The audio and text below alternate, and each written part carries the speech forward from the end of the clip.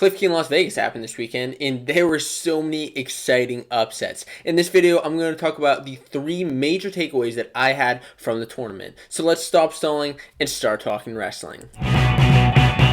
What's going on, wrestling fans? It was an exciting weekend in wrestling at the Cliff Key in Las Vegas this weekend. Did you watch it? Please let me know what your favorite match was in the comments below. One of my favorite matches was the 141-pound finals with Luke Pletcher and Mitch McKee. What an exciting match that was. But I'm not here to talk about just my favorite match here. I'm here to talk about what my 3 takeaways were from this weekend. So whether you didn't watch, didn't have time to catch up, or you watched and you're just wondering what to expect from the rest of the season, this is what I have for you. So the first takeaway that I have is at 184 pounds.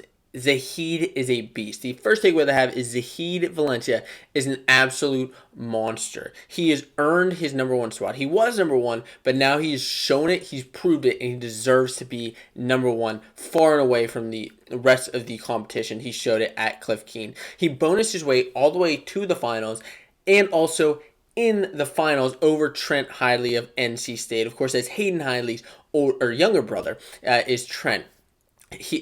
Valencia had a major decision over Hidley in the finals. He wasn't initially going after, it wasn't initially going to get it, but in that third period, he just kept going after it, ended up letting Trent up, and he just kept going. His coach was telling him, go for that major decision, and so Zahid did. And that was a power move right there and showing that he deserves to be number 1 in the weight class. Zahid ended up having 2 falls, a tech fall, 2 major decisions, including that over Trent Hidley, as well as Lou Dupre. Dupre at one point early in the season was also the number 2 ranked wrestler. Of course, Trent Hidley is the number 2 ranked wrestler right now in the weight class. So that was an exciting weight. So that was the first takeaway I had. The second takeaway that I have is that Luke Pletcher is another wrestler who's on another level this year. And Pletcher's always been a great wrestler. I've followed him from middle school through high school up until his college career. And he's always been an excellent wrestler, always winning matches, although not always by a big point deficit. He's not always putting points on the board. Somewhat a little bit defensive at times, but he's always winning those matches. Well, now he has come into his element and shown that he is on a different level this year. Maybe it's part of the weight cut, and now he's not cutting as much weight. And now that he's up to 141 pounds from 133 in the previous seasons, it's just pretty exciting. Now, the reason that I kind of say this is that he majored Chattered, who's one of the top-ranked wrestlers in the weight class at 141, and he didn't necessarily major Mitch McKee, but he was putting up points against him in the finals, which was one of my favorite matches to watch, just showing that Pletcher deserved to be up there. Now, why I say this too, why I said he's not put up points in the past, looking at where he was at this point in the season so far, well, his freshman year, he had a 38% bonus point percentage. His sophomore year, he only had about a 12% bonus point percentage. Last year, very similar actually, which surprised me. He had a very similar bonus point percentage, but he did already have a loss on the season at this point.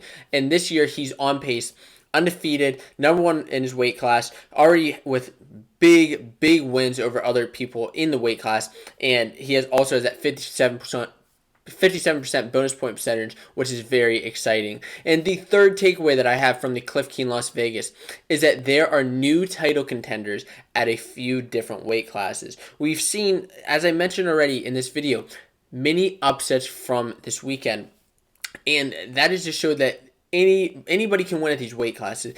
In this Olympic year, in this Olympic redshirt year, with so many Olympic redshirts, we've seen guys jump up so many levels to where they're not just beating big guys, but they're making a name for themselves this year. This is their year. This is the year whenever other guys are Olympic redshirting, and they deserve to be in here. Who are some of the people I'm talking about? Well, one of the guys is Brayton Lee, who was the number 12 ranked guy coming into this weekend at 149 pounds, who ended up being the number 5 guy in Thompson, number 8 in Brock Zacherl, in number 10 in Sammy Sasso. A great finals match with Brayton Lee just constantly scoring on Sasso. Sasso not really even able to defend against Lee, which really surprised me and I thought was pretty exciting final at 149.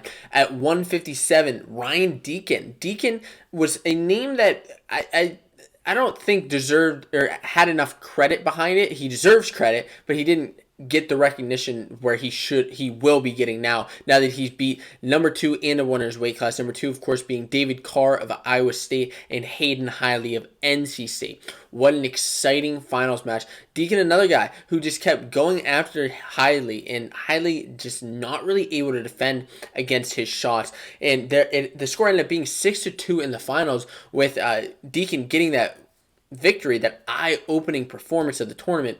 But what's interesting here is that last time these two wrestled was actually at the national tournament this very same year in 2019, whenever Hiley won 8-2. So now it's a reversal of the score almost, and that'll be interesting to see moving forward at 157 pounds. And then at 174, one guy who kind of came into the fold here was Dylan Leidy. Leidy beating number 5 Labriola and number 4 Steyr. Great performance by Leidy. So those are a couple of the guys. So those are the 3 takeaways too. Zahid's a beast, Pletcher's on another level, and there are new title contenders. But the important question is, what did you guys think about this tournament, and what did you have to say? Because there was a lot of interesting upsets and a lot of great matches.